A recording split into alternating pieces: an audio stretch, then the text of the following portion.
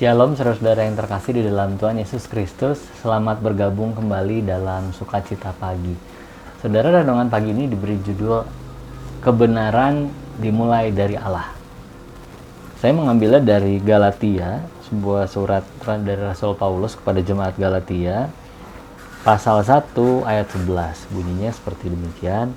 Sebab aku menegaskan kepadamu, saudara-saudaraku, bahwa Injil yang kuberitakan itu bukanlah Injil manusia. Saudara, saya pengalaman pribadi ini. Di halaman pernah ada bagian tanah yang mati, gitu ya, kering tanahnya. Ditanam apa saja tidak bisa, tanaman selalu mati di situ. Karena saya bukan ahli tanaman dan belajar dari internet dan orang lain saja. Lalu katanya tanah itu bisa ditabur garam, lalu juga bisa pakai kompos, ranting-ranting dimasukkan, daun-daun dikubur di situ, lalu dijaga kelembabannya, dan ternyata memang terbukti tanah itu berhasil ditanami kembali ya, berhasil jadi subur lagi.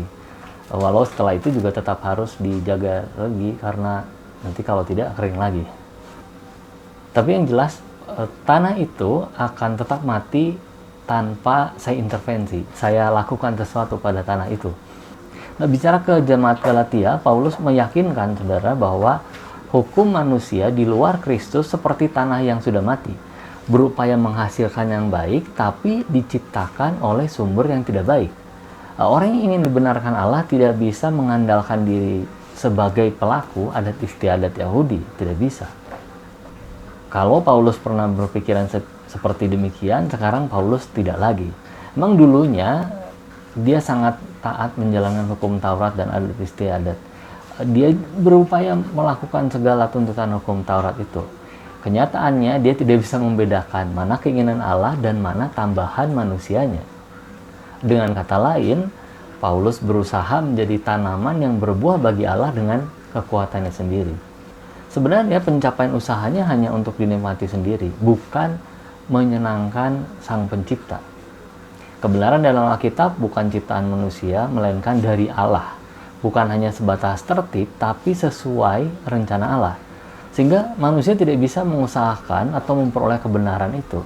Tapi anugerah Allah ditentukan sesuai kehendak Allah. Satu-satunya yang bisa dilakukan oleh kita manusia hanya memohon supaya Allah memberikan anugerah itu. Jadi dengan kata lain, nas pagi ini bisa kita baca sebagai kebenaran yang kuberitakan itu bukanlah kebenaran manusia. Injil itu bukanlah Injil dari manusia. Di ayat selanjutnya dikatakan bahwa Injil itu diberikan oleh Allah kepada Paulus sendiri. Paulus menerima tugasnya dari Kristus sendiri, bukan dia yang mengajukan diri atau direkomendasi oleh orang lain. Saudara, yang mesti kita waspadai supaya kita jangan melenceng dari kebenaran Alkitab, karena kita akan terperangkap dalam kebenaran berdasarkan hukum dunia. Orang dunia berusaha berbuat baik demi dibenarkan, sedangkan orang Kristen, pengikut Kristus, berbuat baik dimanapun karena sudah dibenarkan. Damai sejahtera dari Tuhan Yesus Kristus menyertai.